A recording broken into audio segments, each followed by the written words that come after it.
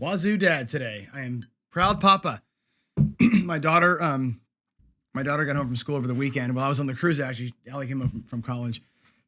Not only straight A's, but actually she's over a 4-point, which is pretty cool. She had two classes. She's a freshman still, but she had two classes where she got so many points during the class that they said you already have an A, like over a 4-point, and you don't have to take the final. Like she earned so much extra credit during the course by doing all the things that she didn't even have to take her final exam and still got over a 4 points. So good for her, man. I mean, I'm so proud of her. I can't even tell you how proud I am of her. And she and Kathy are at the gym now. Allie turned into a gym rat too. She's like got 4.0 average. She's a gym rat now. Super cool, man. Super cool. All right, let's get into the day though. Let's talk about some craps. Let's talk about some cruising. Let's do our thing. Hope you all are doing well. I see there's some chatter out there about where the hell is the video from yesterday. It was a great recap. I did a really good recap of the cruise yesterday, of like the cruise. But in the photos that I was cycling through, I put a photo of my "You Want a Free Cruise" letter that I got from them, which of course had the QR code on it, which means you could have scanned the video and gotten my free cruise. So, whoops, I got to go edit that out a little bit, and I'll re-upload that and make it not private today. So that was kind of a dumbass moment on my part. But anyway, that said, let's jump in and have some fun here. I made note of this yesterday. Couple of things that kind of repeat here. Cruising and bruising. We had a good time on the cruise.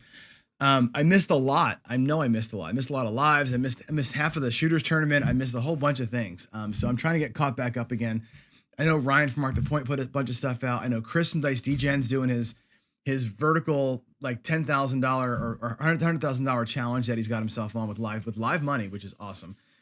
Which I've got to go back and watch like 50 of those things. So hopefully you're doing good. I'll catch back up to those here as I find some time. And I know that he and Greg also did some more tweaking to the Iron T strategy, which I think is a cool strategy. I tried that a couple times on the ship too. I was trying a bunch of stuff on the ship, just whatever. I'm trying to burn time, so I tried a bunch of things. The Iron T did not do well for me on the ship. I did well for Jen, I think a couple times, but for myself, every time I went to it, I caught the 7. I never got the 6 or 8 to hit. The 5 didn't hurt me at all, actually, but I got to get field 7. I was never getting the hit so I can come down. It just never happened. So I had bad luck with it, but it's not that it's a bad strategy. I just had bad luck. So I know you guys have some tweaks that I want to watch. So we'll get to it. For sure. The paycheck today was fun. We'll talk about that in a minute. It was, I'm looking for like the way that I want to keep doing this. And I think that what I'm doing right now is kind of let me just ease in the beginning and kind of get rolling there. And then we do our big across bet, and it's dangerous as hell, right? It's half my bankroll out there, but it checks a couple boxes for me. It's 2 hits and out, right? So I optimize for time. I don't got to be there for very long. It's not like the Horseman where you'd have to win 30 bets to get it done. You know what I mean? It isn't like, going with like 640 across, and to win $1,000, you got to have a great roll. You can get it done in 2 rolls, and it can be a 3-roller, shitty roller, and you're out of there. I like that part of it. JB Myopia Movie and I talked about this over text, and he's like, you got this big bankroll. And again, it's a play money virtual bankroll. You got a big bankroll, use the bankroll. Like, if you're going to go out there with $5,000 bankroll and bet, 640 across and only ever accept a 50% loss, then what are you doing with $5,000? Like, use the 5K. So I'm using the 5K. We're going to go $2,100 across.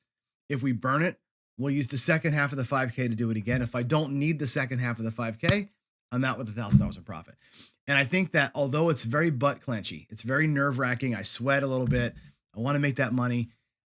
It's probably the smarter thing to do, right? To just go out there, let it happen, right? Let it happen, or not, versus fighting it.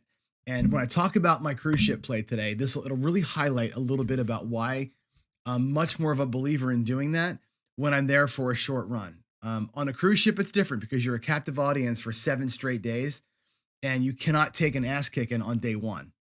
If you've got a bank, you can't go out there with $5,000 and lose $2,500 twice in a row on the first day. You're done for the ship, right?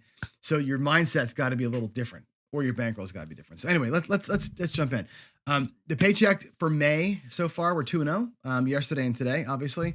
So it's nothing to write a song about yet, but whatever. We're up $2,200, which means The fact that I'm going out there for 2,100 for my cross bet means that we've won enough money to cover one loss so far. I'm looking at it like in those terms, like how stable are we? We're okay. And again, I'm working this week in the middle. I'm working on the stand pat. So the 3 ways that I say all the time to play craps, right? You can play it 3 ways. And I know I'm a broken record sometimes, but you can start low. And by low, I mean like 640 across. With a $5,000 bankroll, 640 across is low. It's like buying it for 500 and paying 64 across. There's no difference. Playing low and trying to build them all up and hit the home run. That's one way to play craps. Low initial risk, big reward, but you need a special case. You can stand pat, which is what I'm doing now, which is going in at a kind of a midland level, 2,100 across for 2 hits that are both $500 and be done. Stay where you are, rinse and repeat, right? Or go bigger, 3,200 across, regress down to 1,600, regress down to 640 and draw it down and have reduced risk as you go. That's all you can do. You can regress, you can stay where you are, you can build up. No other choices. I'm doing the stand pat for a while because I know that when I'm looking to win 11 or 1,000, winning 500 twice gets me there. So that's what I'm choosing to do. And it's working so far, right? We're having a good time with it. I like the fact that in the paycheck show, I can usually win it in a couple of rolls pretty quick in the beginning. Either win or lose it in the first 10 minutes. If you miss the first 10 minutes of that show, you miss the whole thing. But then I can go back out there. Oh, thank you. Look, the best daughter in the world comes and brings me some actual gourmet lot. I just telling everybody how great you are. Oh, really? Yeah. I told them about your GPA and awesome. how you're a gym rat and fist bump. Love you. I hope you like your coffee. I love my coffee. Thank you. Oh, you guys are awesome. All right. A little bit of family time there. Anyway, where was I? I forgot where I was now. Oh, I know. If I hit it and get it, or I don't get it right away, I can spend the next half an hour just farting around and we can play some crapsy, have some fun, and there's no pressure, right? I love that. It's kind of cool. Like think about like winning that grand that I won this morning and playing with it and like, hey, let's turn the 1,000 into something else. If I would have said today, hey, let's use that $1,000 and let's go out there and excess play the whole thing, we'd have made another $5,000 in that second roll that we had, right? I think it's fun. Anyway, that show is becoming more, I don't want to say enjoyable, but it's a little bit less like I got to grind for an hour and pray to God I can win 10%. It's a little bit more of like, let's get it done and then let's have some fun. And that's been a little more pleasurable for me. Anyway, that's that. Look at some comments here. I see there's a PC comment from Darksider. Recommend the latest Iron T rollout. Check it out. That one, is that the Iron T from the dark, from the don't that Greg did? Or is that, I'm not sure. I'll have to look at it. I know I got so many videos to catch up on. It's going to take me a little bit. But anyway, here we go. 500 million, your other stuff going on. All right, let's go. Let's go talk cruising, shall we? What happened on the cruise ship? As you know, I went cruising, took a week cruise on the Harmony of the Seas. It was awesome. I'm hooked now. I told you all the story yesterday. I showed a bunch of pictures, and I'll fix the video that has my my mistake in it. But I mean it when I say it, right? I've jumped into the casino hosting business a little bit, right? I'm working with Premier Hosting now, so we are going to be running these dice cruises all the time. Like every few months, there's going to be another dice cruise, 4 or 5, whatever. Probably 6 to 10 a year we're going to do. And I'll be involved in a lot of them. There's, a little bit of income for me there to do it as a host, which is great. It's fun experience. We get to, really kind of be like this for 7 days, which is great. If you hate me for 7 days, sorry. But if you love me, it's a great 7 days for you. And the experience was just awesome. Never had done it before. The experience is amazing. So I'm all in. I'm like hooked, baby, on the cruising. So it was cool. But let's really talk about the craps on the cruise, which was yesterday. We spent a lot of time talking about the boat. Today, I want to talk about the craps play, and I got a bunch of things to kind of share with you. So number one, I mentioned it yesterday, but it's very important to restate this. On the Royal Caribbean cruise, specifically, the no roll thing was beautiful. I don't know how other cruises work, but on this ship, it was no roll means no roll. No bullshit, no roll. Like, there was one time, I think, on one table that I wasn't on where they had like a little bit of a question about it. I never had a question about it. It was like, even on a good one, right? If it was a 7 loser, no roll. They're like, nope, no roll. Pull it back. And it was great. There was no ambiguity. Not like a land casino where they screw you, right? It was great. I loved having practice time because the tables are closed during the day. You can go out there and practice, right? Which is great. You can like run your bets. You can talk to people. I can film there. It's going to be fantastic, right? That was the best part of it. Like the takeaway for me was like, I can be at the table without the dealers, work my thing. We can talk. It was awesome. That was great. Also, and I'm going to jump around a little bit, but one thing we noticed with our group, especially, there was 20 plus craps players plus their spouses, 50 something people in the boat that were us. There was never a chip in the landing zone. Almost never. There was 2 times that I can remember where there was chips in the landing zone. That was with other people walking up. Matter of fact, JB's going to laugh at me. One time I was on a good roll and somebody put a bet in the field and my dice hit the freaking bet. And you know what happened, right? 7'd me out. And I was pissed, right? You can't blame them. Can't blame the chip. You know, shit happens, but doesn't it just seem like every time? But yeah, there was no chips anywhere on the table. Like the shooters had complete clear runways the whole time. There's no excuses for having bad rolls, right? If you're a DI and you got a clear runway and you PSO, that's on you, right? You can't blame anybody. But it was kind of cool to see the seas kind of part the whole time. Part of that is respect. Like, let's give the shooter a clear runway. Part of that is the odds. Now, what you got to know at the bottom, 1x odds. If you're playing a $10 table, which they were, 1x odds on your anything, on don't or on the do. 1 times odds. If you got to $25, you could do double odds. If you got to 100, it was 3, 4, 5 odds. So they really scaled the odds up, making it almost impossible for a come better or a 3-point Molly player or a Dolly player to make any money. It almost made no sense to do it. So besides the fact that people wanted to give runway, we're all like, this is dumb. Why would you play any kind of a strategy that needs odds when you can only do 1x, even up to a quarter? So I played Horseman with no odds, which is a strategy in and of itself, but that was a downer. Like I wanted to switch. Honestly, there was a time there where I'll show you where the table was it wasn't feeling very good. And in hindsight, it was terrible, where the Molly would have been the play. Go into a 3-point Molly or a 3-point Dolly would have been the right play. But given the fact that you only have 1x odds, it's like, it's pointless to play that way. So I avoided it. And I went back to place betting and just got destroyed. I should have probably not played at all. But that happened. You have to make those decisions. And you're like, well, shit, if I can't put max odds or at least double odds on a good number without having to just destroy the flat bet, it takes you out of your game a little bit. Or it takes that element of the game out. It's almost like when I get on about crapless, right? Crapless to me removes the come bet from the game. It removes the pass line as an option for anybody but the shooter. You should never play the pass line in that game, right?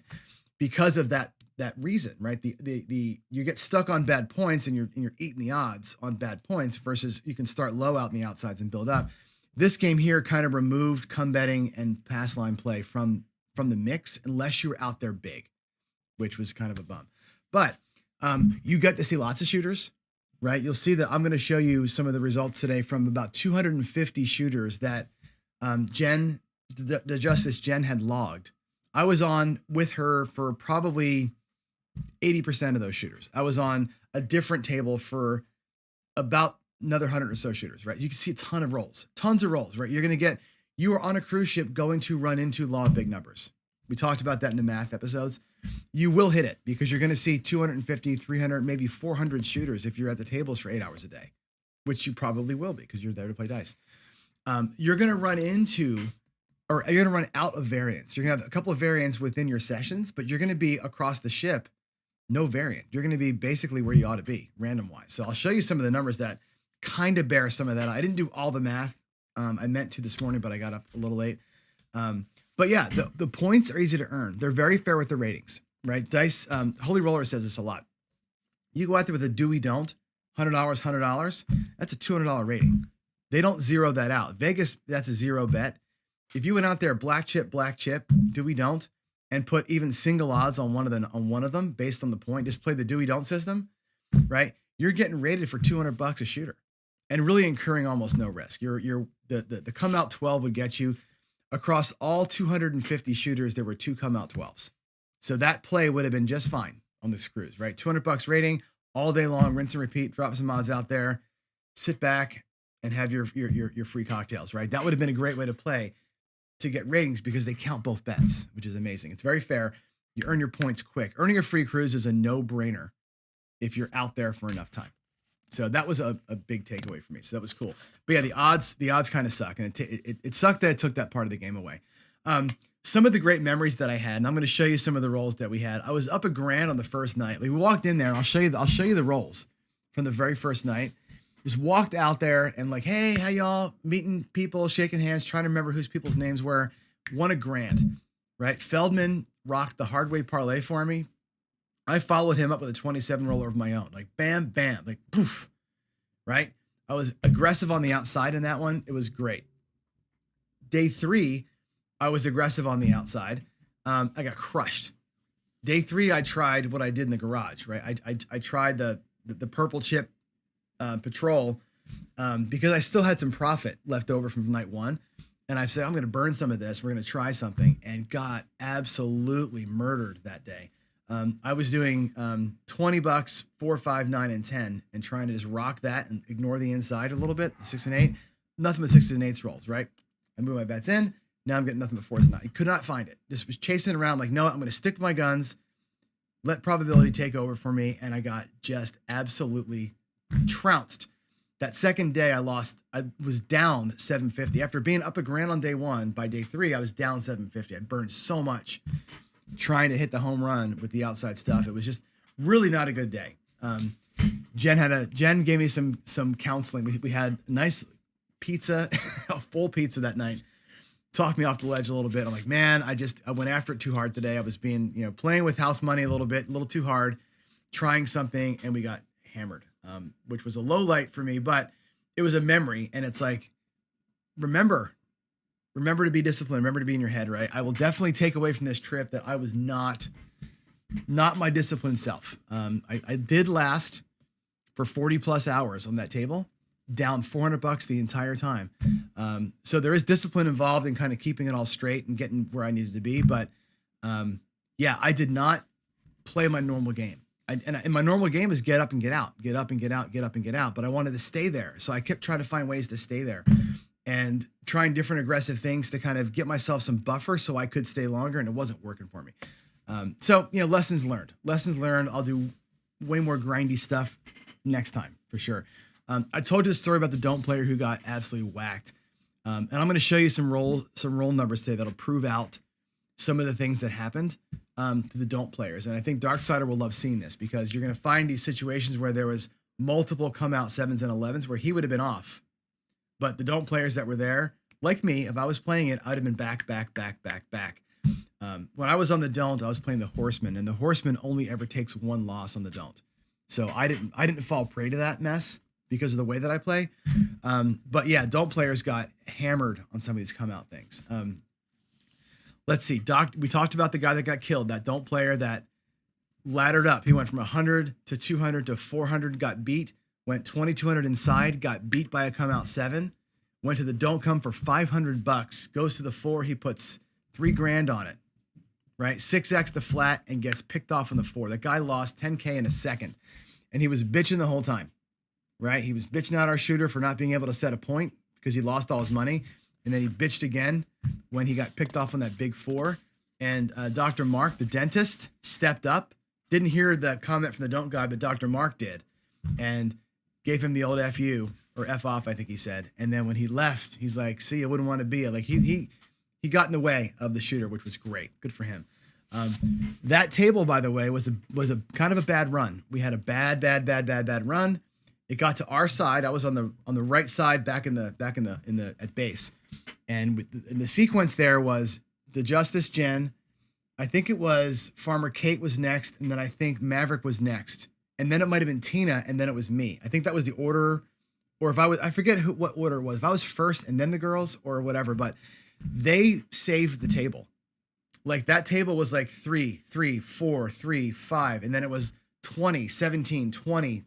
They crushed it, brought us all back to life. Actually, no, I was first in that group. I was stick left 1, and then it was Jen, Kate, Maverick, and then the guy at the end, Tina, and then the guy at the end, I think. And the guy at the end was he PSO'd, and that killed the night. That was a great night, though, right? The sorority sisters saved us all. the girls brought it back and they let us know about it a couple of times later, right? The next night I actually missed out on two big rolls. I missed out on a 37 roller. I walked to the table like, how's it going? Oh, Rich just got the dice, right? So Rich is shooting, and I'm like, I'll wait, like you do. You wait for the puck to be off. Well, guess what? He set a point of 5 or something, never hit the point. He rolled 37 times, never hit the point. I never got in. I watched that whole freaking thing happen, never got in. What I should have done, and what Jen reminded me later, and again, in the moment, I'm like rooting for him. I'm high-fiving everybody. I'm like, this is a fantastic table. I was so happy for everybody, but I wasn't in on it. Jen's like, God, you got to piggyback. You should have piggybacked and said, Jen, because Jen had a big rack. I should have just put my bets, say add 25 to every bet and just bet with her. And in the end, settled up. I should have been on the roll as a piggyback. If you've got friends at the table with money, folks, use them. Piggyback the bets so you don't miss out on the hot roll like that. It didn't even occur to me in the moment to do that. And then I missed out on the next day. Doc, the dentist, had a 30 roller that I missed out. I was on the table. It was a bad table, and I was on the Horseman. We had these really sour people at the one end, and I was Horseman. I was doing good. Horseman winning $50, winning $50, winning $50. It still goes to Mark. I'm on the Horseman, and I get he sets the point of 5. I get my 3 come bets up there. He picks off the 5. Okay, that sucked. Come out 7. That sucked. I'm like, man, that really blows, right? So I reset it. Okay, let's reset the Horseman one more time. I went down to 15, 10, 10, 10. And he gets them all 3 set, and it takes him about 5 or 6 rolls to pick off he hits my numbers. And then I start placing bets. We're like 15 rolls into this thing. I finally got my place bets up there. I'm still down because the Horseman got beat. Meanwhile, he's rolled like 3 or 4 hard 8s, and I'm not on the hard ways. For whatever reason, I forgot to bet the hard ways on him. Would have parlayed the 8 and hit a parlayed 8 for $100 twice in that roll if I was betting the hard ways. I didn't bet I missed it. Completely missed the hard ways. I did get the hard 4 though. I said, I got to get on this. I put the hard ways out there. He triple shots the 4 for me. I make a few $100 on that, get myself back to even again. But I missed out on the goodness of that roll because I was stuck in my ways. I was like, I wasn't going to break out of the Horseman because of what was happening. And it cost me on that roll, unfortunately, but I got to watch it. And Doc and Rick Farmer were so happy. Rick was like, because Rick was parlaying those hard ways. He made, I don't know, $1,500 on that roll just on hard ways. And he was freaking out, man. It was awesome. Freaking out. It was so freaking cool. It was awesome. It was great. Anyway, that was really cool. So that was kind of the highlights of it. I want to show you, if you don't mind, a few statistics from the weekend. I think I got something else. Wait, do I have something else here to show? Yeah, I'll come back to that in a minute. Let me show you some of the stats. I'm going to change screens here and do this. And we're going to go to this first. So this is, by the way, 15 files. Jen sent me screenshots of all the rolls. Let me move this over here so you can see it. And this is going to be kind of hard to see because of the size of my screen or whatever, but this is Jen. She had a little pad and she writes every person down. So when you see a name, it's one of us. Mike H was one of us, right? And then it's like stick right 8, stick right 6, Jen, Doc, these SL2, these are all people we didn't know. So you can tell like who's the group and who's not. And she logged every single roll the entire time. And so you can kind of see like how it's going. I think this is the first one. Somewhere in here is my first rolls. I'm not sure where that one is. Is it here? Where's the Michael roll? That's Jen. That's Jen's 40 roller, by the way. Look at that. That's a 40 roller. So I thought it was on the first day, where was the Michael and John show. Where was that one? I don't know where that is. I thought it was in here early. Maybe it's here. I don't know. It's somewhere in here. There's a back-to-back John and Michael with all the hard ways and stuff. There's one of my good rolls in there. There's another decent roll for me there. Anyway, so Jen logged everything. I took all of these rolls, and this is 250 shooters worth of logs, right? Here's Doc's, that last roll I was talking about with all the hard ways. Look at this hard 6, hard 8, hard 8, hard 8, hard 8, hard 4, hard 6, hard. Look at that roll, man. That was a fantastic roll.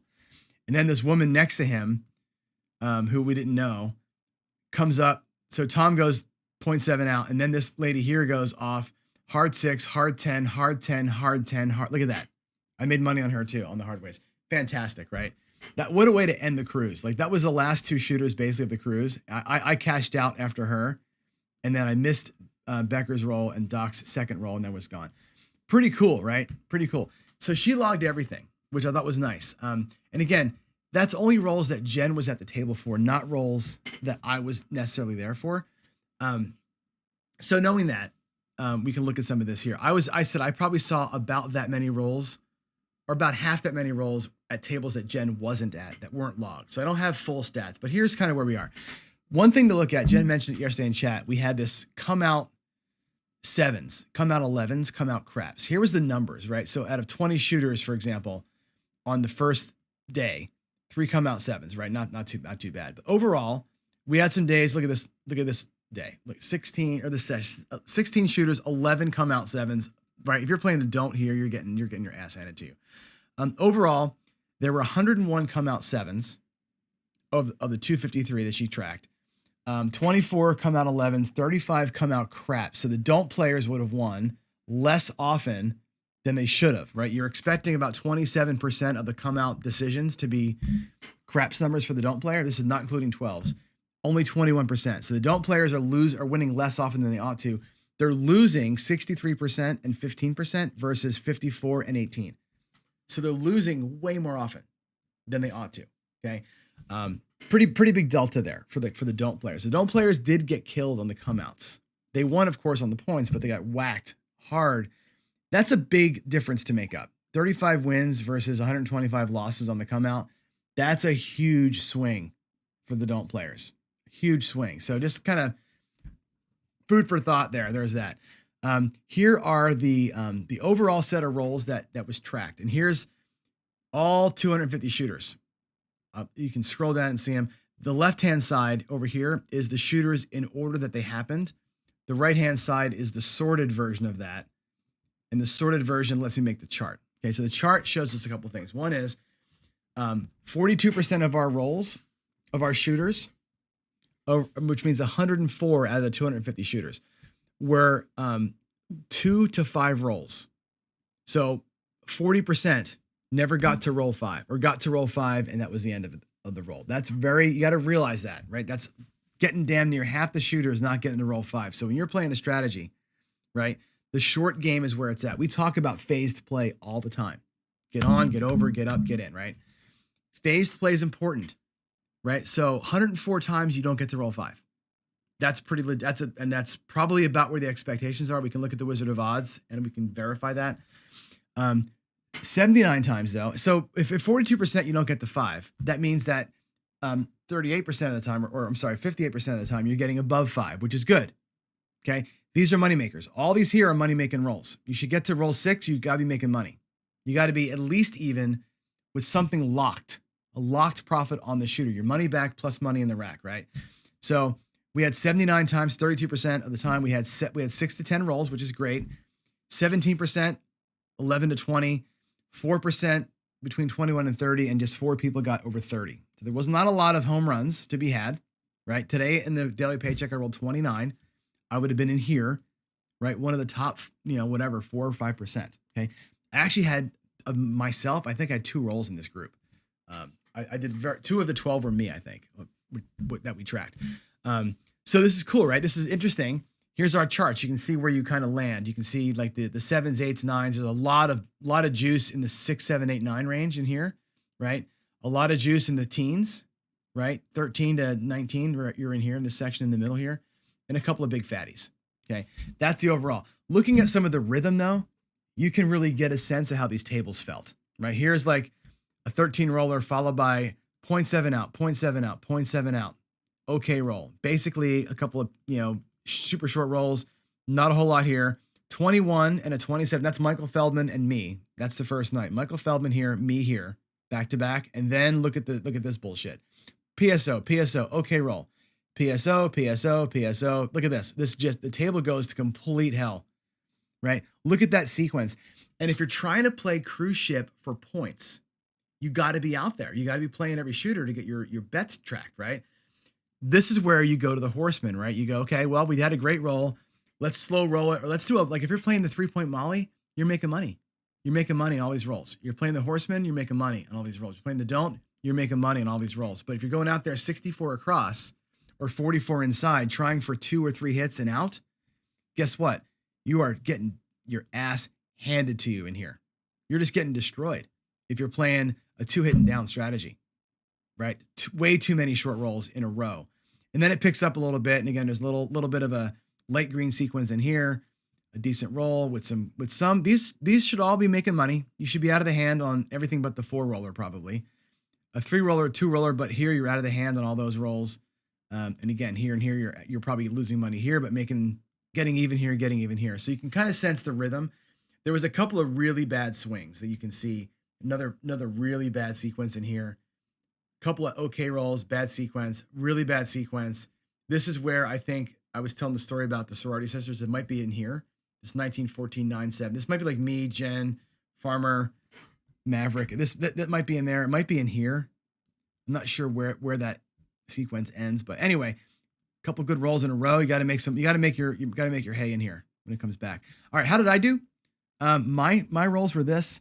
I shot how many times? I don't know how many. I didn't add it up. But what is this? 6, 3, 9, 10, 16, 19 times. Probably a little more than that, actually. I think there was some that weren't tracked. But yeah, I had 6 rolls that were shit, right? But I'm less than the group, 31% less. The group was 40%. I was 31%, right? I had a few in the mids, a lot of rolls in the teens, and 3 rolls in the 21 to 30 range, right? Of mine. So I did pretty good. I was pretty happy with what I did. Only had one really bad, ugly one that was a 4, and the rest of my rolls were okay. I had, these 3 up here in the 20. So, I thought I shot okay, actually. I had a couple of bads in a row. There was a couple times I was at the end of the table and wasn't feeling comfortable. I think this night here, it might've been this night, Jen. I don't recall. One of these nights I was blasted. I shouldn't even admit that. I was whiskey on the rocks all night long. And it was like, I shouldn't even, I was not making good decisions with my bets, and I was not throwing well. And I think it might've been this sequence here might've been that. I don't know. Not blaming it, but it kind of felt that way. Anyway, there's a roll breakdown of hand lengths that I shot, hand lengths that we all shot. And I think if I go back to the other screen here, some of the takeaways that I got from this whole thing, right, are this. Because you're a captive audience, it's 7 straight days of play, and it's like 4 to 8 hours a day. You're really in there, right? Got to stick to a daily budget. The day that I lost all the money, I left my budget, right? I had $500 a day as my budget, and I stuck to it every day but the one, because the one day that I won the grand, I went out the next day with $750, and the next day again with, I think, $750, and then I bought back in for $250 to get one more shooter in.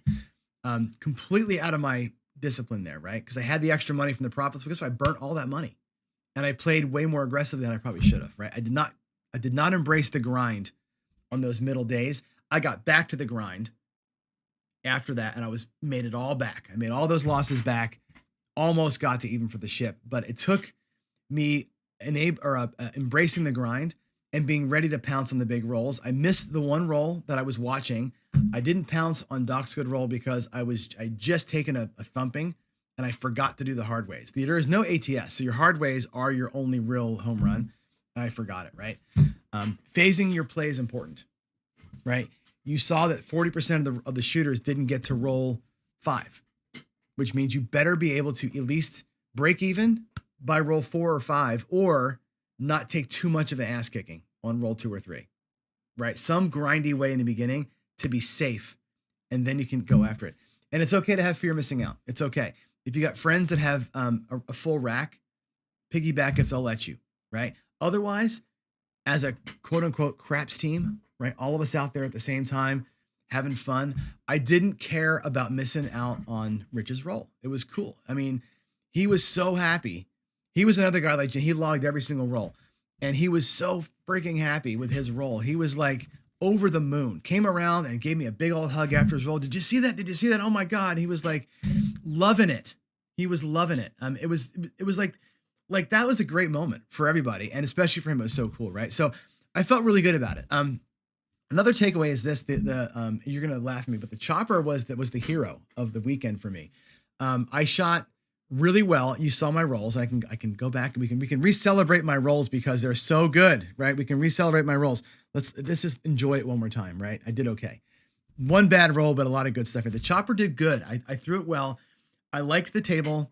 I felt like I was, whatever, able to kind of get a good feel for things.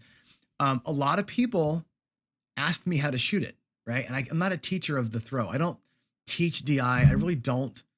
I do it, as you know, right? I do it. Let me get back over here again. I do it more for comfort and for rhythm.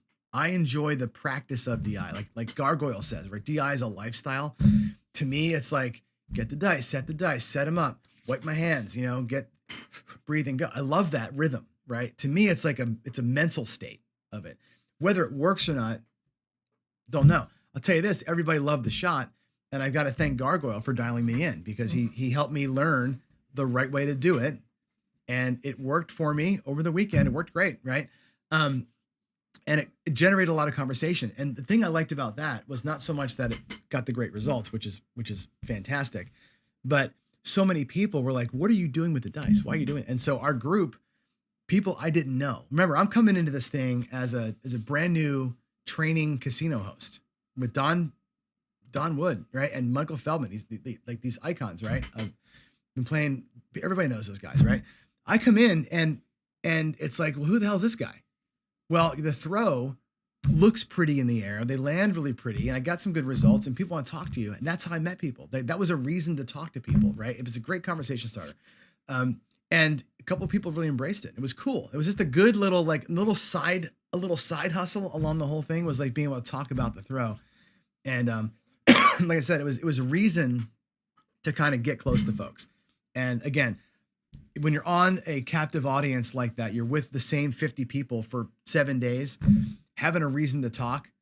Like if you're not a outgoing, how you doing? I'm John. I work for, kind of person. It's good to have kind of a conversation starter. It was great for that. So yeah, that's my takeaways. It was a good trip. The craps play was great. There was a couple of shit runs in there, of course, a couple of great things. Seeing the hard way parlays work as often as they did was so fun. When somebody goes, and like I did it, right? I go from $1 on the 6 to $10. I parlay it up. The 10 wins, goes to 100, and we go, let's go, let's see it. And it hit the heart, and you go nuts. Everybody goes, it's a better celebration than the ATS. It's not as much money, right? It's not as hard to do as the ATS, but it's a better celebration because everybody's like, 3-3, 3-3, 3-3. Boom, and the whole place goes nuts. So much fun. And you know me, I'm not a big ATS fan anyway, so the fact there was no ATS to bog things down even worse, I enjoyed that part of it. And the hard ways, although there was a bunch of money in the hard ways box, which slowed things down, super fun.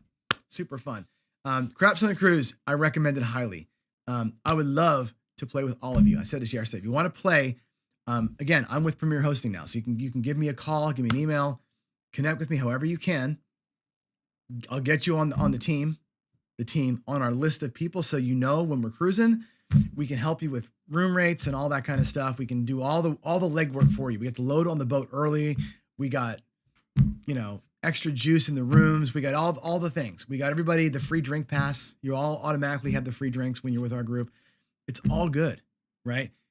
Get with me. Let's do this. I'm hooked. I'm 100% hooked. I love cruising. So there's that. There's my summary. Okay.